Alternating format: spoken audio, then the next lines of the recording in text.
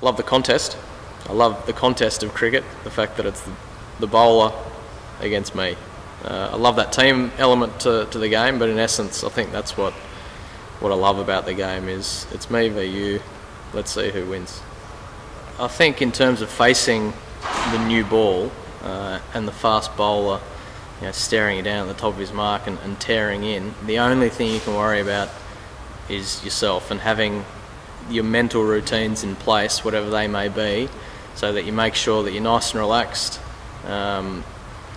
and you're reacting to the ball coming down. Because if there are any other thoughts going through your head, they're only going to slow your movements down. And you don't want to be uptight. You want to be up for it, but you don't want to be uptight because then your movements tend to be a bit more rigid. You sort of need that relaxed intensity that people might call the zone, which is a hard place to get yourself into initially, but you've got to try through your routine and maybe your breathing just to make sure that you're in your own little bubble and you're controlling what you can, and that's your routine, and making sure when the ball leaves the hand that you're watching it as hard as you can, and after that you just got to trust your instinct, because if you're thinking about other things, you tend to not react how you would like to. I don't think fear really comes into it opening the batting. It doesn't matter how fast they're bowling. I think that's the last, I think the fear of getting hurt is the last thing on your list.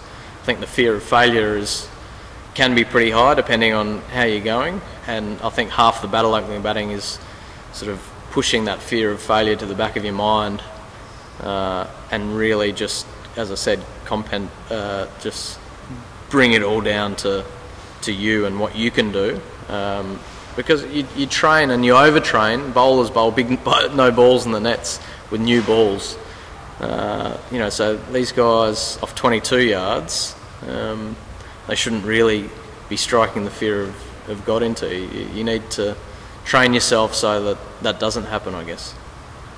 I think that's probably the biggest fear that everyone has to overcome, whether you're playing club cricket on the weekend, that fear of failure for club cricketers, or coming into a team above, whether it's second to first grade to shield cricket, or shield cricket to test cricket. That is half the mental battle, I guess, is being able to trust yourself wholeheartedly in whatever you do. The game doesn't change. It's a bat and ball contest, I guess, and that was the biggest thing for me going into test cricket. Was very quickly I learnt that the actual cricket itself wasn't any different to what I was playing. The skill levels were higher, but it was still a ball and it was still a bat, and I still had the control over what happened in between. Everything around was very different. It was like a fantasy world, that you were playing this game that was so familiar in. So I guess that progression only happens as you get more comfortable with yourself. I think the game is mainly about winning the fight with yourself, more so than the opposition. There's no doubt about that. I think